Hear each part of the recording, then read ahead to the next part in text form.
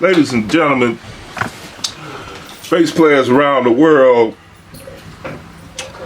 Pennsylvania bass players, Detroit bass players, Inkster bass players, welcome to the basement. That's BASSMINT. That was pretty nice, man. Tell us your name, brother. My name is Chris Volpini. You want to have a seat, brother? Yeah, man. You can come on and have a seat. We keep this ghetto, man. We don't be. I might not even edit that out. We're good. So welcome to the basement, man. Tell us your name, sir. My name is Chris Volpini. Chris Volpini. Volpini. Correct. That's how you pronounce it. Yep. And that was pretty good, man. I'm kind of wanting to ask you what the heck that is you playing before I ask you my normal first question, but I'm gonna stick to my format. Chris. Yes. Chris, before we get into it, man, I want to introduce the squad that's currently here with us in the basement. And on my fret hand side, we got with us, tell us your name, Al. Tell us your name, Al. Oh, me? Yeah. Oh, I'm Tracy Renee. How you doing, Tracy? You play Hi. bass? No, I'm a singer. I'm his artist. Okay, cool. And next to her, what's your name, sir? My name is Paul. Paul Williams Jr. Yes. I can't wait to talk to you, brother. Well, not just because we got the same last name. So I know you good on the bass because your last name Williams. I know that for a fact, but for other reasons, man. Welcome to the basement, first time. Next to him, tell us your name, sir. Clifford Jones. Clifford C.J. Jones. Y'all, this dude used to live in right behind me, and he's still playing bass. I'm talking like, when was that? When we Don't lived date on. me. We lived on. It's been a good minute. How about that? That's enough. Yeah. At least a good minute. Okay, and a half. And then on my plug hand side, we got with us. Tell us your name. Hi, I'm Caitlin. I'm Chris's wife. You play bass? I don't. I don't play any musical instrument. Okay, that's okay. Just a fan. And next to her, tell us your name, sir. James, Form A. Another Detroit bass player and basement alumni, by the way. Got a new toy here. Oh, you do? Got a new toy. Right. And then Yeah. next to him is our gracious host, Mr. Reginald Canty. Thank you for always letting us use the basement. And next to him is his strong and strapping young grandson, who also plays the bass and continue to play the bass, Emery. So, back to you, man. My first question I like to ask is, when did you start playing the bass and why? Okay, so I had my best friend growing up started taking guitar lessons, and I would go over to his house, and I'd always have to go to the guitar lesson with him and just wander around the music store. And I decided I wanted to try to play guitar, but I just couldn't do it. My cousin happened to work at that music store, and he put a bass in my hand, and I was like, well, I think I can get around on this a little bit better. And it just so happened that my friend, they had two instruments in the house, and there was a guitar and an old Fender P bass, and so I was able to practice with him using that P bass, and so it just kind of snowballed from there. Started playing around with him, started playing in bands, started doing recording, and here we are. So how long you been playing, you think, now? About 20 years. About 20 years. About 20 years, yeah. And you're not a Detroit bass player, are you? I'm not from Detroit, no. So you came all the way from where to come and hang out with us? Pittsburgh, Pennsylvania. Pittsburgh, Pennsylvania. just to hang with us in the basement, because you've been watching this like. So yeah, you know, you deploy and there's a lot of like downtime sometimes, and so YouTube became a thing for me, and that's how I happened upon all this. And I think I've watched them all. I'm not sure, but I used to just binge these on deployment and everything, and you know, I messaged you guys on Facebook about starting one in Oklahoma City where I was stationed, and and then, you know, as it goes, we ended up leaving Oklahoma City, and now we're in Pittsburgh. So what branch of the military are you Air in? Force. Do you drive an airplane? I know that sounded funny. Dude. No, it's really hard to change lanes in them. But I was a flyer when I was in Oklahoma City, but I flew in the back end. I wasn't a pilot. I'm enlisted. Oh, okay. Well, that's cool, man. Thank you for serving, brother. Oh yeah. You know what I'm saying? Keep us safe from the tyranny out there. Look, man. So like you said, you found us on YouTube, and then eventually we kept in touch, and you started a bass players page in Oklahoma City, right? Yes. Okay, now. Okay, so I've been to the page. I'm a member of it too. What happened to that page when you left Oklahoma City? You know, it went the way of the dodo bird. It kind of just, it's not as active as it once was. It doesn't seem. I left it in great hands, and hopefully they'll pick it back up again. You know, it's anything can. You know, we got it going initially, so they can get it going again if they want. You hear that, Oklahoma City, man? Y'all need to get that page up and running. Us bass players are underrepresented out here in these mean streets of the music world. I agree. I don't know, maybe a lot of us like it like that though too. You know what I'm saying? A lot of bass players is like, I don't want no social media. I just want to play my bass and do my little But thing. that's part of the market now. You got to have the social media side of it. Yeah. I mean, it's just, you got to do it. I'm not thrilled about doing it either, but you have to. Yeah. Now, I one of the first questions I wanted to ask you is, what is that? What is that you got on your lap right there? This is just a Warmoth build. It's 54, modeled after a 54. I bought the parts unfinished, and I had Warmoth send them to a company called MJT, who they do these great relic finishes, and the rest of the parts are just like, it's a Nordstrom pickup and hip shot tuners, and I don't even know what pots. But yeah, it's a pretty. A relic of what? Just like the worn finish, just like the beat up look finish. Of what kind of bass? What is it? 54 precision. A 54 Fender Precision? Yeah. Okay.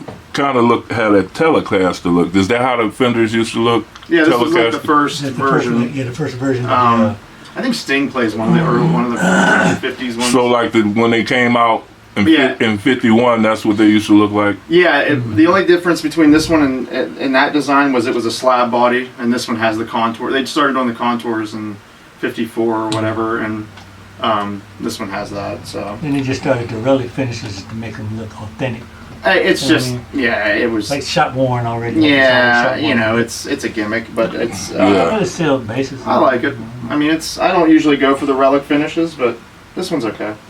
Okay, so why did you decide to have that bass built? I wanted a 54, and I didn't like the Fender one. I didn't like the neck didn't feel right in my hand, and this was just kind of like the cheapest way to get what I wanted, and I was able to pick out, you know, the neck dimensions, and you know, I put the, you know, they usually have that 2 saddle bridge that doesn't really intonate very well, so I just put the regular, you know, 4 saddle, and I got, you know, you got to pick the pickup and everything, and it just doesn't have the shortcomings that the Fender one has. You don't have to take the neck off to adjust the truss rod, which is a big deal for me. Oh, And okay. you know, you just take the pick guard off and it's right there. It's real easy. Oh. So How many basses do you have? I always have 4. I've owned a bunch. But I never, if I buy one, I sell one. I have a revolving door going right now.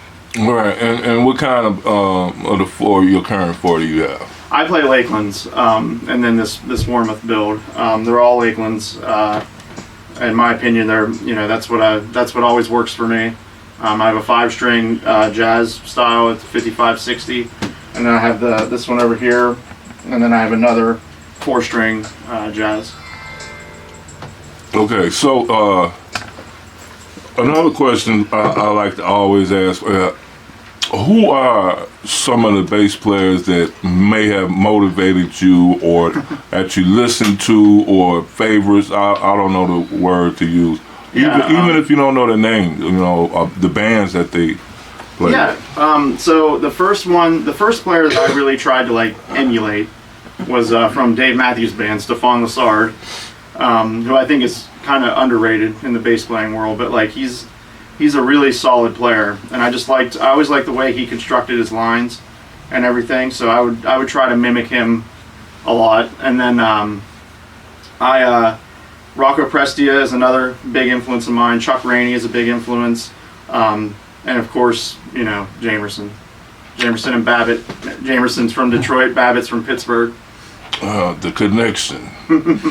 Yeah. So you mentioned Rocco, and earlier we were talking about strings. Yep. What kind of strings do you have on your bass? So I use, I'm affiliated with the company as well. I use MJC Ironworks. They're built in Scranton. Rocco Prestia is one of our artists as well. So these are the nickel round wounds, just regular gauge, 45 to 105. Yeah, I have them on everything. I never liked round wounds that much, but I would always be in cover bands and things where you have to have them. But I always preferred flats, but I would just go to Guitar Center, get Diodarios or whatever was on sale, Dunlops, whatever. And I never really liked them, but I needed them. So I would just play whatever. And then I started playing in this cover band called Hidden Agenda, and it was a great time, and it was a really busy band. And so I was like, well, I need to find a set of round wounds that I like. And our strings come in a tin. I should have had one ready to go, but they come in a tin. Yeah, if you want to hand that to me.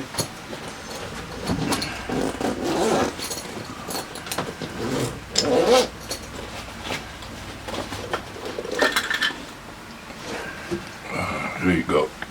Make sure I don't yank the cable. But they come in this tin, and that was the only reason I wanted to try them, was the tin and the price. It was a good price, and I wanted the tin. But you can hand those back, brother. they are yours. We'll I'll get they have a website. Absolutely, yeah. And, I will insert a picture of the sure. And so I tried them, and it was just like everything that I didn't like about round wound strings was gone, and everything I did like was there. And I didn't know what the difference was. So I messaged and talked to Mike Connolly, our owner, and he was a really nice guy, and his son's in the military too, and we kind of bonded over that a little bit, and it snowballed. And then one day he called me up to ask me a question about something military related, and he was like, you know what? He goes, I just want to hire you on, and he just kind of tells me what to do, and I do it. And so, yeah, I just did Summer NAMM with them as my first NAMM show, and that was a lot of fun. And but yeah, it's a great company, great people. The strings actually last a really long time. We do a treatment called RM Protects. It is used in the military as well, but it's an emitter. It's an anti-corrosive emitter, and your strings in the paper packs are corroding the whole time they're on the shelf, and ours don't start corroding until you pop the tin. Didn't know that, man. Yeah, so they're similar. There's like a company that does envelopes with a similar product on it, similar treatment, and they're out there. But I think we're more accessible than it's everything's done in America, everything's done in Scranton, PA, and if you call the number, you get Mike. It's a small company, but we're growing. Well, congratulations on that. I hope you guys get to grow, and I hope we get the chance to put one of your posters on the wall behind you, because y'all be a sponsor of ours. You know. That's not certainly a possibility. Certainly a possibility. Okay, we'll keep in touch, man. You know I ain't want to keep you. I've been knowing you for a while, and we finally get a chance to meet. And it's a bit surreal. yeah, I think at one time you even took some lessons with me, right? I did, and then my job got in the way of that. I started the lessons because I thought I was going to have time, and then I got told I was going to be spending some time in Biloxi, and I went down there for a while, and then I got back from that, and then I was told I'm going to Nebraska for a little bit, and I went and did that, and I'm back now, but I just started, I'm doing a school for my job, and then I'm going to be going into my master's degree, so I don't know, my timing is kind of bad right now. You are lazy. That's what it is. That's what it is. You know what? That brings up another question I want to ask. How in the heck when you join a band, is it like you got to disappoint all the bands you join and say, hey, I'm leaving town? Most of the time I do a pretty good job setting the, I don't, I manage expectations on that pretty well. My last Originals act, it was kind of petering out anyway around that time. And then when I was leaving Oklahoma City, and then the cover band, they're all prior military, so they totally got it. It's just, it comes with the territory. Right now, the job I'm in now, I should never deploy again, and I should never move again. Never say never, but that's the way it's looking right now. It's actually a non-deployable job, but it happened. It seemed like every time I would set up these shows, and it was a really cool show, but my fill-in got to play it because I would get deployed or have to go to, an exercise somewhere, and but it is what it is. My job now is pretty. I've been able to do more music-related things than I've ever been able to do. Okay, that's awesome, man. Well, look, man, like I said, I ain't want to keep you, but but I did want to know if anybody else had any questions for this fine bass player. Absolutely. Anybody? Yeah, you were talking about this treatment that you put on the metal. Yeah. I was in the Air Force too, and I was in structural repair specialist, so Okay. I'm familiar with some of the stuff that we had to use on the surfaces. Yeah. What kind of stuff was that y'all used to coat? So they're not coated. They're not coated strings. That's an important. It's if you pop the tin, there's a sponge in there, and it's an emitter. It's just an emitter, and that's why when you pop the tin, it kind of it dissipates. And then we have case packs as well. You can put in the case, and then every time you put your bass back in the case, strings get retreated. So it is an emitter. It's I think they use it on like weapon storage now, because you ever open up like those old World War II surplus guns and they're caked in that oil and that grease. Yeah. Like this is something that does the same thing, but it doesn't cake them in all that gunk. So it's a cool thing. He did this study with a saxophone. He put it in a atmospheric chamber, and it just killed this thing. Like he has the pictures, and it went straight through the plating into the metal and everything else. And then he coated. He used the RM Protects. He stuck it all over the in the bell and everything in the saxophone, and it looked fine. Still brand new when he took it out. All this stuff on the website? Yes. We got them for 6 strings. Yes. Up to 7 strings. What's the name of the website? It's just mjcironworks.com. Okay, and anybody else have any questions? What gauge you say those strings were? These ones on this are just 45 to 105, just regular medium light Okay. gauge. And then we have 50 to 1. Man, I'm on the spot. We have different varying gauges. It's all on the website. We have nickel and stainless right now. And we have guitar strings and acoustic strings as well. Which ones would you say sound the best? So I'm a nickel guy by nature, and that's what's on these. But I played at NAMM. I was playing a lot on this bass that we had put the stainless on, and I think when these finally die, because that's what I'm doing right now as a promotion, I'm using this bass for everything until the strings die, because I want to see how long they'll last. But when these ones do die, I think I'm going to try the stainless on this bass as well. And then, you know, we always have products still in development right now that we're working on that'll be coming out. So we're trying to reach everybody, you know. And who did Mark used to, he just started this company, or did he ever work with anybody else or anything? Yeah, he used to work for Dean Markley. So he's very knowledgeable in his product. I mean, he's been doing it forever. The guy knows. I was blown away at NAMM. Everybody knows who he is. Like everybody walked up to him, and I was actually at the Phil Jones booth watching Bikiti Kamalo play, and 'cause he's one of my favorites. And I had the shirt on and my badge, and the guy from Phil Jones was like, "Oh, you're with Mike," and it's just like everybody knows who he is. Like everybody. Every booth I went to, like, "Oh, you're over there with Mike, huh?" And it's just like, "Yep." Okay. Small world. So, like I said, man, I ain't want to keep you. You know that. You know what I'm saying? Yeah. Even though you came all the way out here to hang out with us in the basement. My pleasure. Yeah, I guess when Reggie posted it, the event, you was like, you know what? Let's go and swing out to the Motor City. It lined up. I had the day off, and we been talking about doing an overnight somewhere, and I was like, well, let's do it in Detroit. Let's go see Motown, and y'all got to hang out at the museum.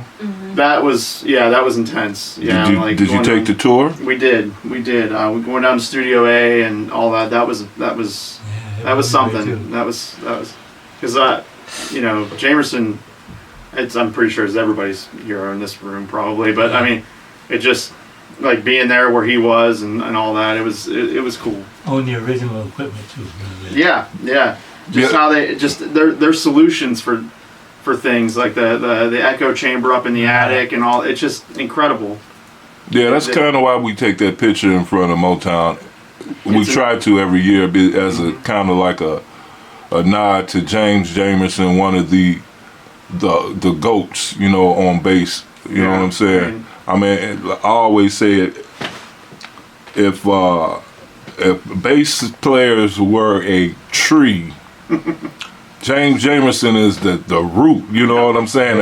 And a lot of us branches is extensions from that. I mean, that goes. I'm talking about for bass players all over the world. Yeah, I mean, he changed the instrument. I mean, he. Yeah, so that's kind of cool that you got to see that, man. Yeah. Now, if I wanted to keep up with you or see your progress on the bass, or your you got any social medias and stuff? Absolutely. I play with a group called Louis Castle and the Rooks, and we can do the link and all that for that. And we play around Pittsburgh and anywhere else that'll have us. It's been a pretty solid project. It's steady upward momentum. So we're opening up on September 7th for White Denim. They're a national act. Okay. And so we're looking forward to that. And we have a release coming out soon. We recorded it in an old monastery in Wheeling, West Virginia. And what about personal social media? You got a Facebook? I got a Facebook. You can message anybody curious about the strings or anything. You can message the string company's Facebook page, or you can message me personally, and we can. Well, what's your Facebook page, sir? It's just it's just my name. It's just Chris Volpini. Okay. Facebook.com/Chris Volpini. All right, man. So, like I said, we ain't want to keep you, man, but thank you for coming to hang out with us. Thank you for having me here in Detroit, man. Me and you can check this off our bucket list, because absolutely this has happened. We said we wanted this to happen, and it's finally happened. And I think that's too weird up here. I think it's awesome for somebody who watched this show. By the way, you know, we get viewed in 225 countries and territories, and for somebody to not be from Detroit and to actually come to the basement, I think that's so cool, man. So thank you very much for I coming think and it's a hang out with wonderful us. thing you guys do here. I love that you have people 2 months playing. You have pros, and it's like it's a perfect place to learn from people that know way more than we do. So you know, I'm still a baby in this game too. You know, compared to people that have been doing it as long as some of the people I've seen on here, and so just being in the same room with all this knowledge is great for me. Okay. So I was going to ask you, did you have anything to say in closing? But Beat you to it. so look, man. So go ahead and play us out, man. So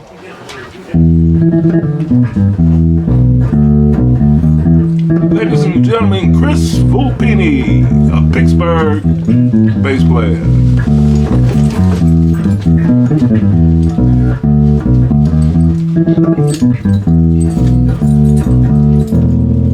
All right, thank you very much.